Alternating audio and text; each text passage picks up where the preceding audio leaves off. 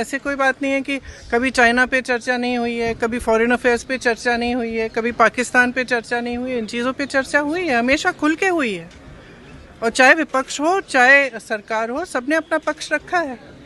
तो अपना पक्ष रखने में क्या मुश्किल है?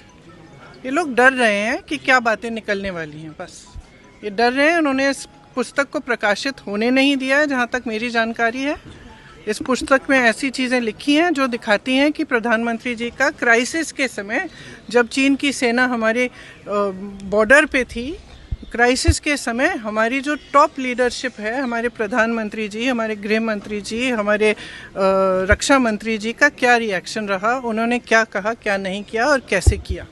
तो एक तो ये बहुत स्पष्ट दिख रहा है कि इनका और इनकी सरकार का चरित्र क्या है, कि जब देश पे हमला हो रहा है, देश के बॉर्डर पे चाइना के ट्रूप्स आ रहे हैं, तब इनका क्या रिएक्शन रहा, ये स्पष्ट है। दूसरी बात ये है कि एप्स्टीन की फाइलें निकली हुई हैं, उसमें तमाम चीज़ें हैं कि किस तरह से सरकार ने उनको कांटेक्ट किया। वो कन्विक्टेड सेक्स ट्रैफिकर हैं, कन्विक्टेड चाइल्ड सेक्स ऑफेंडर हैं, तो उनका क्या इस्तेमाल हो रहा था, उनके द्वारा सरकार क्या चर्चा करने जा रही थी अमेरिका की सरकार के साथ, ये सब चीज़ें हैं। अब ये भी ऑथेंटिकेटेड डॉक्यूमेंट्स हैं, यूएस डिपार्टमेंट ऑफ जस्टिस के डॉक्यूमेंट्स हैं। तो अगर इन चीज़ों पे चर्चा नहीं होगी इस सदन में, तो फिर किस पे होगी?